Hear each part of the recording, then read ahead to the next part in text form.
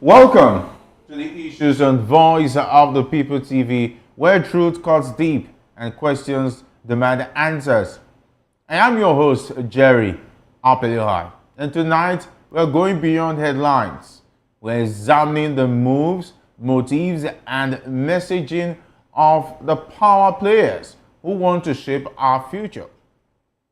Obi-Atiku-El-Rufai jumps a ship from PDP to APC. Is it strategic repositioning or pure political betrayal? Peter Obi is back in the race for 2027, but is the obedient movement still alive or running out of steam? Seyi Makinde wants a one-term government, noble reform or convenient distraction. These aren't just stories. They are signals of what's to come in the battle for Nigerian soul. Tonight, our panel of sharp, seasoned analysts are here to break it down. No spin, no filter, just fact, strategy, and hard truth. This is the place where conversation ignites change. So grab your seat, turn up the volume. Nigeria, this is the Issues on Voice of the People TV. We'll take a quick break. The Issues, we'll be right back.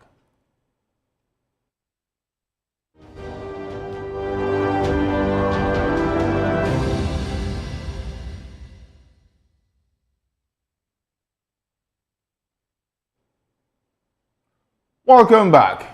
Let's now dive straight into today's discussion. Akwa Ibom State Governor Obi-Atiku-El-Rufai has defected from the People's Democratic Party to the All Progressive Congress APC. The defection was announced during a formal ceremony at the government house in Uyo, attended by prominent APC figures. Eno emphasized that his move was strategic, stating that he was joining the APC from a position of strength and bringing value to the state. The event was attended by several governors and high-profile APC members, including Senate President Godswill Akpabio. Governor Eno's defection marks a significant shift in Akwa Ibom State politics and could impact the state's political landscape ahead of future elections. The defection has generated interest and speculation about its potential implications for the state's politics and governance. As a major development, it will likely be closely watched by political observers and stakeholders in the region. All right, today I'm delighted to be joined by two esteemed guests. Here in the studio, we have Mr. Peter Nosike. Mr. Nosike is a philosopher, development economist, and best-selling author.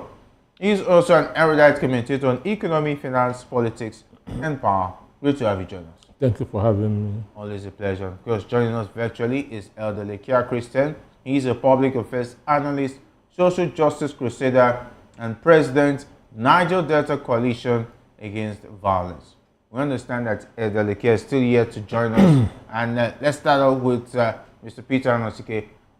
Taking a look at this situation, we all anticipated that this was going to happen. What does Eno's defection say about the PDP's internal crisis, most especially in Akwa Ibom State and nationally? Well, for me, the news is not the defection of Pastor Eno. The news is the three noble Nigerians, the three noble people in his cabinet who refused to defect with him. So that should be the news, understand me? Because for me, with what he has said, that you either defect with me or you resign, makes me wonder the kind of pastor he is. Understand me? It makes me wonder the kind of pastor he is. And I have said there's no godly man that can do politics. And he has confirmed it. By that instruction that he gave, shows that those that are defecting with him are not doing that deliberate, voluntarily. Understand me? It is bread and butter the main reason why they are defecting. Understand me? So how can a pastor say you either join me in my defection or you get out of my cabinet in a democracy? So that shows you the kind of a pastor he is and the type of people that will be attending his church. Because if I'm a member of his church, with this thing, I'll stop. That shows me there's no godliness in him. Okay, and we will take a listen from the man himself announcing his official defection from the PDP to the APC. Having completed the rounds of my consultation as your servant that you have elected to serve you, I have therefore decided to progressively move to the All Progressive Congress.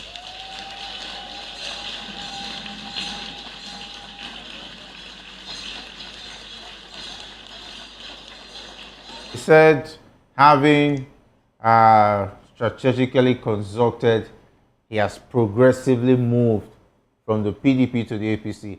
Is that progress in your own view, Mr. Anasike? For me, he's a fake. It is a disappointment on the part of Akwa Ibom people, because in 2023 there was APC, there was PDP, there were other political parties, and the Akwa Ibom people decided to vote for PDP. Understand me? So it is the choice that they make that this man is now taken to a different party, because Akwa Ibom people don't want APC. And the Akwa Ibom people being taken for granted by the governor? They have been taken for granted. Understand me? This is what it means. They have been taken for granted. They have been shown that they are queuing up in 2023 under sun and rain to vote for him was a mistake. Because if they had wanted PDP, they would have voted APC. They would have voted for APC candidate and not PDP. So it is their votes that is now carrying to APC. What are the implications for Eno? Well, as I said, it shows the kind of politics that we are running in this country. See, this is my reasons. Understand me? Did you say a consultant with the grandfather? Because looking at the power move of Akpabio, by Akpabio to consolidate APC's control in the South-South, does it look like he is succeeding? Because now Edo is APC, and we're hearing that when February returns, he will become APC, Delta APC, and Akwa Ibom APC, Cross River, the 5 states in the South-South are readily joining the APC. Did APC win Edo? The answer is no. Did APC win Edo? The answer is no. Has Akpabio any hand in sheriff defection? The answer is no. So what is it about democracy when the APC talk about state capture? Now they are no longer waiting for the elections. Now they are capturing the state before the next election. Because they are jittery, because they are afraid. So they are doing what this so-called pastor did. It's a typical example of what is going behind on the scene. People are being forced to join APC. Without even elections? But normally it was supposed to be during elections where a political party will change. But now that governors are now moving to the APC before the elections. Because they know there's no credible election in the country. Are the governors afraid of going to the polls? The governors don't want a Edo experience to happen on them. Period. And no, doesn't want the Edo experience to happen on him. And a sheriff don't want the Edo experience that to happen on him, because APC is not a democratic party. APC does not believe in fair, free, credible election. So are we saying they are succeeding in state capture? Because we all know that the APC chairman has already said they are going for state capture. No, they are succeeding. They are capturing the governors, but are they capturing or the people? The answer is no. The answer is no. That is why some honorable people say, I'm not going with you to APC. My conscience will not allow me to join APC. Understand me? So those are the people that are to be celebrated in this country. Understand me? Not a fake pastor like Eno. Understand me? Not a fake pastor like Eno. An evil man masquerading with the title of a pastor. What can we say about Akpabio? It looks like he has succeeded in making sure that the South is being controlled by the APC. I'm not saying, I have given you, did he have any power in what happened in Edo? PDP won Edo free and square. Okay. Oborio Sheriff was afraid that if he remained in PDP, what happened in Edo will happen to him. Already, Kiamu versus Kiamu is positioning himself. And as a minister, he can use the federal power. So he's afraid of losing his second term. The same thing with no. Understand me? Are the governors not supposed to have control of their states? Should they not damn the federal? Because we've seen situations when, let's say Tinubu, for instance, when he was governor of Lagos State, we all know how PDP did everything to take Lagos to PDP. What did PDP do? They did everything. What did PDP do? At least they did everything through the elections to try and, as much as possible, to take over Lagos If Obasanjo had wanted to take Lagos State, he would have taken it. If Obasanjo had wanted to take Lagos State, he would have taken it. But PDP is a far more civilized party than APC. Far more. Understand me? This is a crude individuals that come together to restore power. So, with that being said, what's this defection about political survival rather than ideology or governance? Like the governor is making us. It is political survival. It is political survival. They know that elections in Nigeria are not free. They don't want a day experience that to happen to them. And again, they are not doing very well. Assuming that they are doing very well, they will know that the people will stand by them in the next election. Were they afraid of what's happening in Rivers State, for instance? Because we could see how Fubra was against his godfather Wike, and if Eno decides to go against his godfather, who happens to be Akpabio, who is now the godfather? Akpabio is never his godfather. So who is Akpabio is in a different party. Akpabio is in APC. Akpabio ran under APC. APC has a governorship candidate in Akwa Ibom. But we know that he still has a lot of weight in Akwa Ibom State, talking about Akpabio himself. Did he win his own election? Didn't you hear of a professor that rigged his own election? Is it because of the fear of the way Akpabio won his election? That's why Eno is also scared ahead of 2027? So for me, Eno is a coward. Just like a sheriff is a coward. Understand me? And it is their cowardice that is pushing them into APC.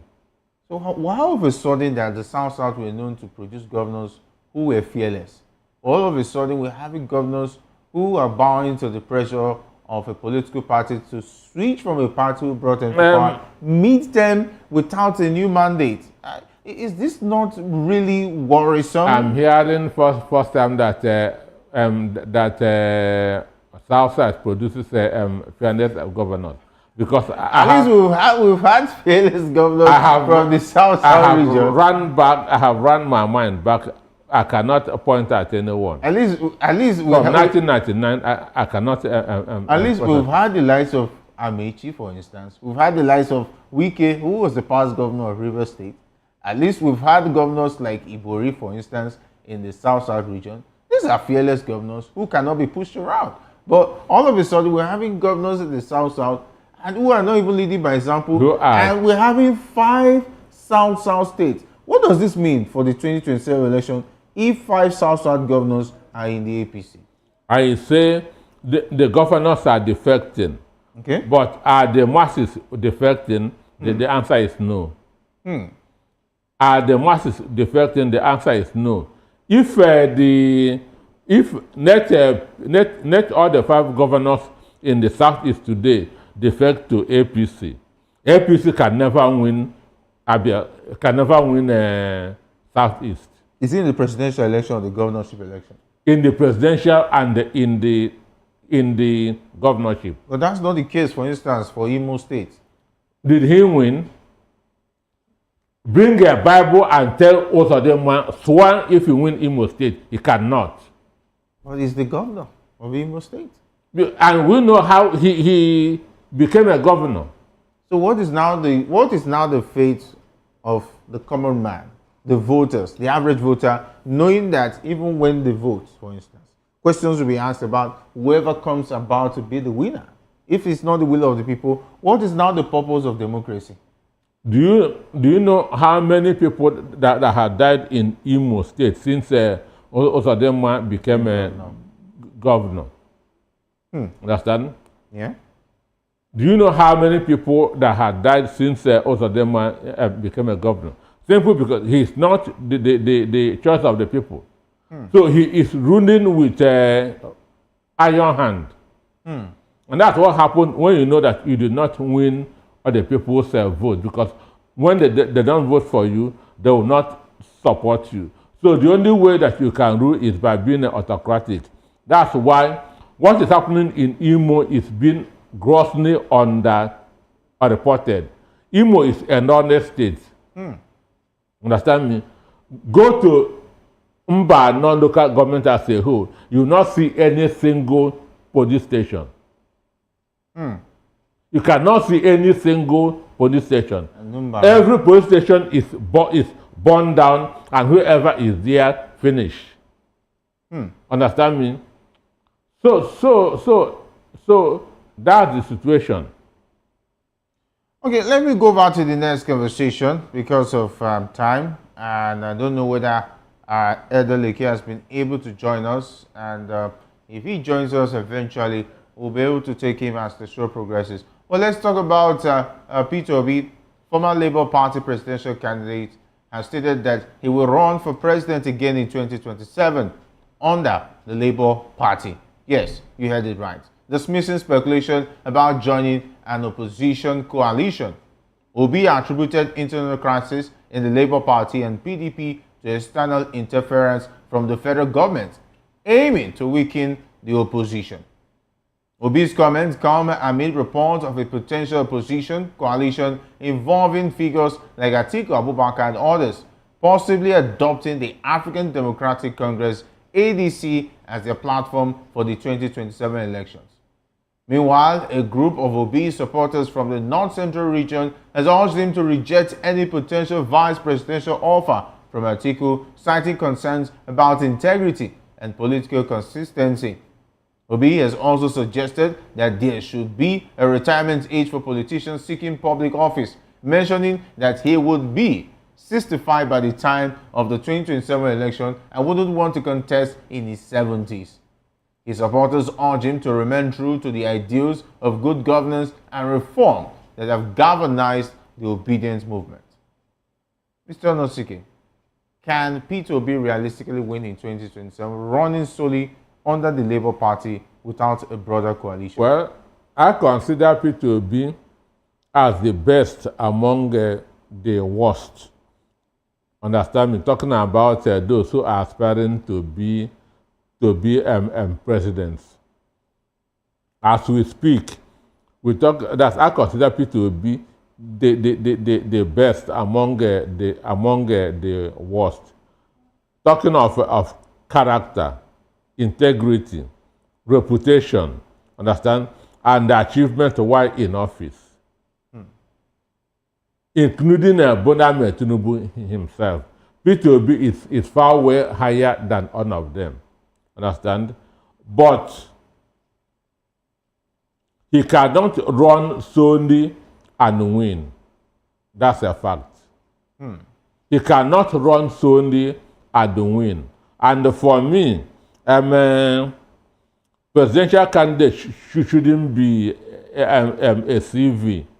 Understand? For former presidential candidate, to me, you must run to win. Understand me? And when you do, you are SWOT. Understand me? Strength, weakness, opportunities, and the Threat. understand me? SWOT analysis. And you see that you cannot get it, don't run. Understand me? So, Labour Party cannot give P2B victory in 2027. The only way that Tinubu can be removed is through a strong coalition. If he wants to run alone, he's just helping Tinubu to win. Period. So you're saying that this is already a victory for the camp of Tinubu? If P2B runs as a single candidate, he's helping Tinubu to win. The only way that Tinubu can be removed is through a coalition of Atiku and P2B. What could have made Obi to make this decision? Is it that the terms on the table does not favor him being the presidential candidate of the coalition? That's why he has decided to back out and come out and say that I'll be running from the Labour Party. For me, I don't know what is on the table. Understand? I don't know. I don't know what's on the table. But people a lot of the time disagree to agree. Understand? There's still time for anybody to change his or her mind. 2027 is still far off. Understand me? So, but the Labour Party, the crisis in Labour Party will continue until after the election. And if it will be insist on running on Labour Party, he may not even get the decent ticket. Nearing the election, INEC Abure throw up another presidential candidate, which INEC would recognize instead of P2B. Understand me? So, Labour Party is not a good umbrella for P2B because the party is already messed up, and the mess will continue till after the election. The external influence that he is talking about is real. But people are saying that if P2B were to take up leadership structure of the party wouldn't have gotten into this mess, for instance. And people are saying it's easy for him to blame the federal government for what is happening in opposition parties. But what did he do when the crisis started? He didn't make any moves as a leader to make sure that this crisis, I think, pushing those who were the problem out and taking full control of the party. There's nothing he would have done. APC is sponsoring Abure. APC is sponsoring Abure, and P2B knows this. Nenadi Osman knows this. And next OT knows this. What has P2B done as a leader of the party? What can he do? He was supposed to take at least action. Take which action? To push the bad eggs out. That to push Abure out. Yes, as leaders of the party. George Morgan in Anambra is a member of Abure faction. He's the one that INEC recognized that run in Anambra. So what is P2B still doing that in the party? That means he has no control of the party. And I said INEC recognized Abure faction. And in 2027, Abure faction can still produce the Labour Party presidential candidate, and P2B will be disqualified. And that will be a very big shame on him. Is it that he doesn't understand it, or his lawyers and his advisors? Taking a look at P2B as a person, is it that, does he really have a structure around him that makes sure he's well protected and well advised? Because a tree, they say, cannot make a forest. Because P2B has been all about him pushing himself out there. What about his team? Does it look like somebody who's more like a tree trying to make a forest? Or is he not supposed to have a team that should be backing him more politically so as to make political decisions to give him a good foundation ahead of the next election? Well, for me, I don't know who and who he is consulting. I don't know who and who that he is talking to. I have said it over and over that Labour Party is a broken down vehicle that will not be repaired until 2027 general election is over. PDP is a broken down vehicle that will not be repaired until 2027 election is over. Understand me? Tinubu will continue pushing Abure. Understand me? Continue giving him money, continue causing that crisis until the election is over. So the best for P2B is to go into alliance with Atiku.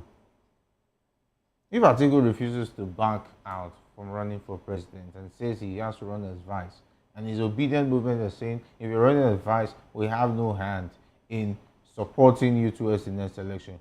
If you're not running as president... Which means Nigeria wants Tinubu to continue. Look, if you are a leader, if your intention is to serve, you will be prepared to serve at any capacity. So does his followers understand this? For me, I prefer to be a member of a winning team than the captain of a losing team. But Peter Obi is on the winning team, but you are not a member of the winning team. Because right now it looks like they are winning. Because all the political parties are decamping to APC. And now it looks like the opposition is getting weaker by the day. No, those that are saying that Peter Obi must run, Peter Obi must run. I say for me, I prefer to be a member of a winning team. Okay. Than a captain of a losing team. If Peter Obi runs as a Labour Party presidential candidate, it's going to be the captain of a losing team. Understand me? So the only way out is for him to form a coalition with other people. Understand? The most important thing is that Tinubu will not continue after 2027. So who else is continuing must not be the priority as we speak. Get Tinubu out, let another person enter.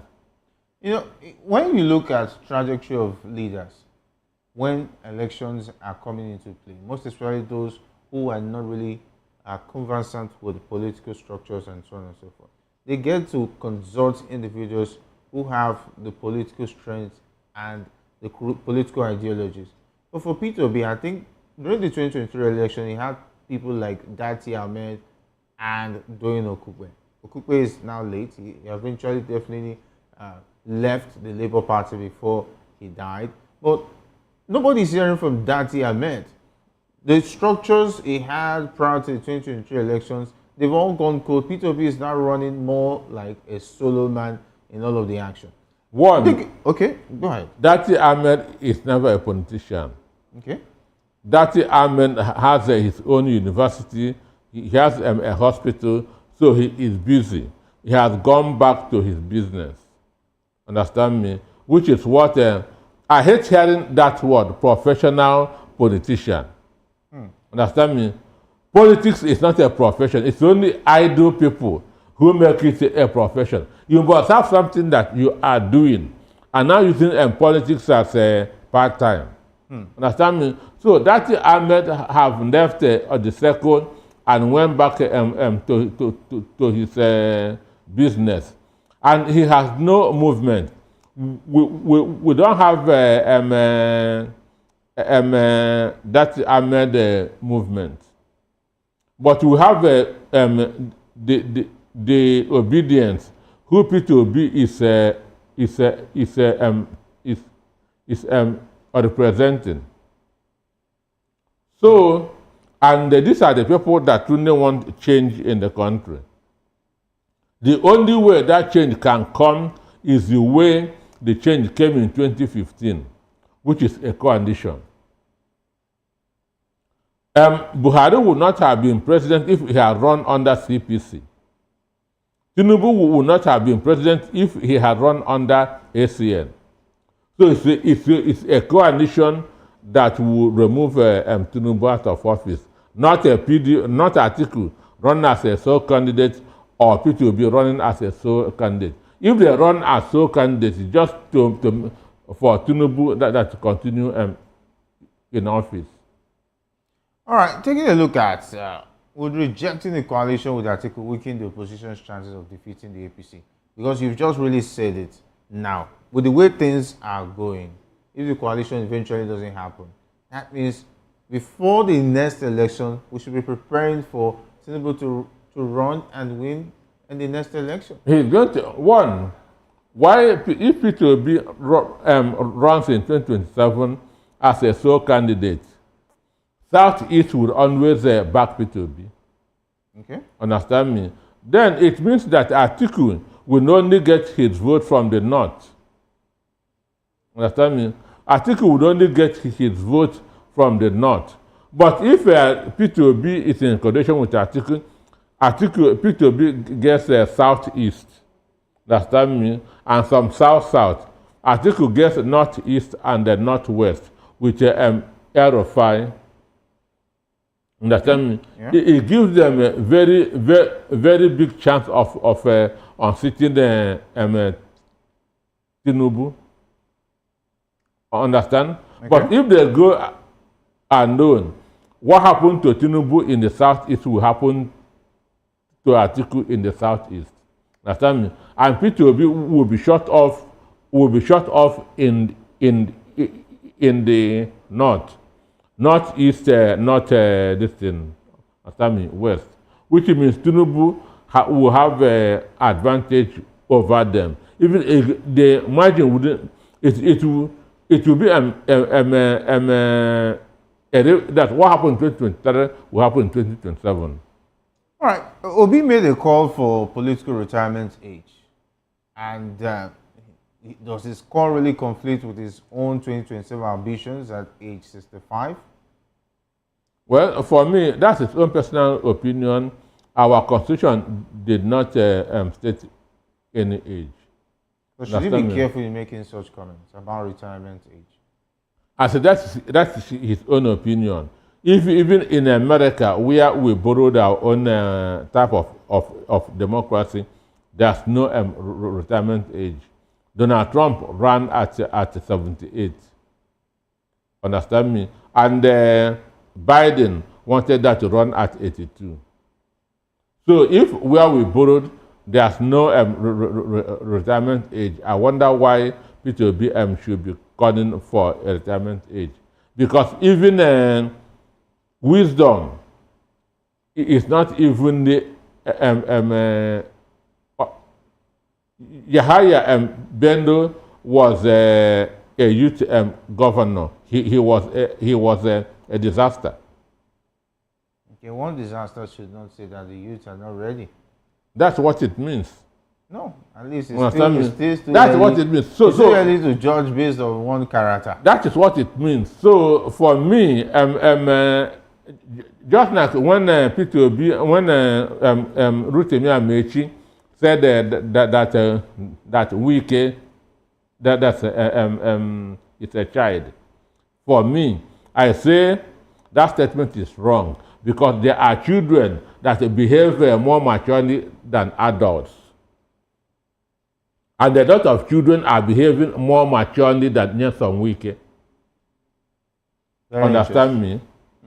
So this is not an age thing. All right. So I'm not in support of calling for a retirement. All right. Can Obi sustain the obedient movement momentum, or is his influence fading post 2023? Well, I'm not a member of the obedient movement. I'm just attracted to P2B because of his character. Understand me? I'm just attracted to P2B because of his character, his person. Understand me? Okay. His person and what he represents. Understand? And his performance while in the office. No other politician in Nigeria has that. Because P2B is not pretending. What he is doing now is who he is. Understand? So that's why I say that he's not an angel. Understand me? He has his own shortcomings. That's why I say he is the best among the worst. Understand me? Okay. That we have now among those presidential aspirants. Okay, presidential aspirants. Okay, let's move on to the next conversation, which is really interesting, where the Oyo State Governor Seyi Makinde has proposed a single term of 5 or 6 years for elected political office holders in Nigeria instead of the current double term of 5 or 4 years each. Makinde made this suggestion during a meeting with Muslim faithful and traditional rulers at his residence in Ibadan, stating that a single term would allow government to focus on delivering their mandates without distractions. Makinde cited his own experience, noting that his 8-year tenure as governor has been marred by distractions, including campaigning for re-election. He believes a single term would enable government to prioritize governance and deliver on their promises. Makinde called for a constitutional amendment to effect this change. And the governor's proposal has sparked discussion, with some likely to debate its merits. As a prominent voice in Nigerian politics, Makinde's suggestion may influence the ongoing conversation about electoral reforms and good governance in the country.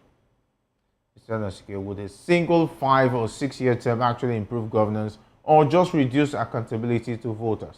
Well, for me, democracy, that's which we borrowed from the United States, has 2 tenures. That's for the governors and for the president. Even that's a president in America has ruled for 3 terms. Understand me? And he mentioned the public office holders.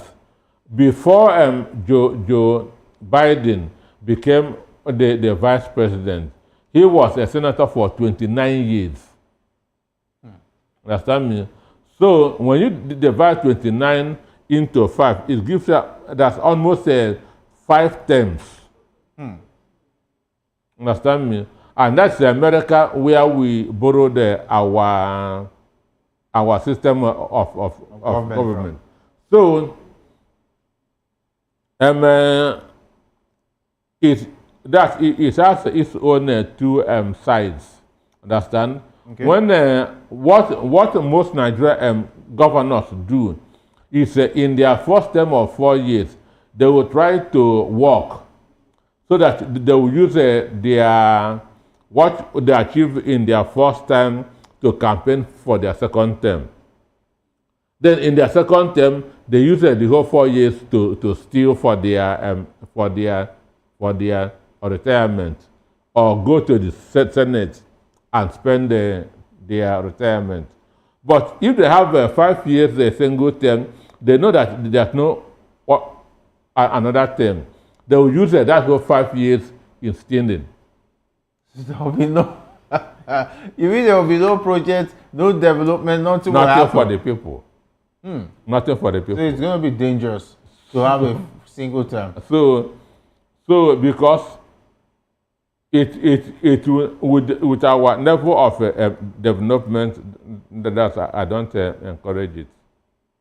How realistic is a constitutional amendment for single term tenure in today's political climate? Well, it is not going to see the light of the day, because those in the National Assembly will not do anything that will affect them.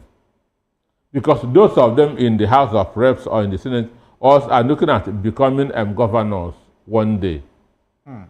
So they will not want to make any amendment that will affect their own interests. So it will not be passed into law. How realistic is a constitutional amendment? Because if you take a look at it, could this proposal unintentionally entrench poor performing leaders with no re-election pressure? Because you just made mention of if they just have only 5 years. So at the end they will steal for the 5 years. They will steal for the 5 years. They said, I'm not going to contest again. This is my only opportunity. Understand me?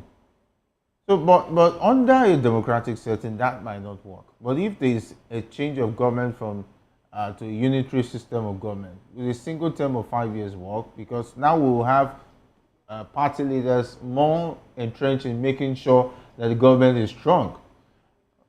All right, we have a caller right now. Hello, you're welcome to the issues. Hello. Hello. Good evening, sir. Good evening. Tell us your name and where you're calling from. Am I watching the issues? Yes, you're watching. You're live on the issues. You're no longer watching. You are calling the issues. Okay, you're calling the issue. This is Einaya from Lagos. Einaya, go ahead. Now, we are missing something. Please, I want us to get something clear. Okay. First of all, the most important thing is the quality of the leader. Whether it's a single term or double term, it is the quality of the leader. Let me still cite a very good example. When Fashola was the governor of Lagos, I was in Lagos then, and believe me, Fashola did extremely and excellently beautiful. That even when he said he had no intention for running for second term, Lagosians came out boldly and said, "Gentlemen, you must go for second term." That is from somebody from the west. Let's now go somebody to the east. Alex Oti of Abia State. I am from Abia State. We have had governors that have ruled years, but a Messiah came in the name of Oti. And believe me, nobody is talking about first or second term. We are all seeing the quality of the leader, be it first or second term, or one single term or double term. The point is the quality of the leader. Because if personally I will support the two terms. So if you do well in the first term, you'll be re-elected. If you don't do well in the first term, you'll be kicked out, despite the INEC. Just this now, someone asking, because he's now on his way out after his second years. term. Yeah. So why is he making this suggestion? Why did he not suggest this in his first term in office? Whenever it was suggested, it will not sail through. Because we have selfish people in the National Assembly who are also eyeing, just like Ben Kano, the Deputy Speaker, is eyeing Abia State governorship in 2027. And you now tell him that to support a single term. He will oppose it. Understand me? So that we don't have selfless leaders. We only have leaders who are selfish. They are thinking about their own interest.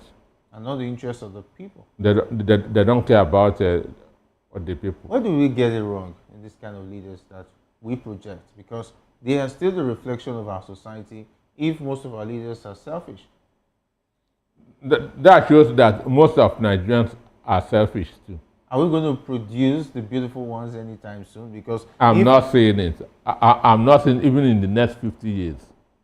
So where does that lead us? The so people, is democracy a failed system, or the people that are preparing to take over are even worse than those who are there as we speak. So are we saying this system of government is already failing?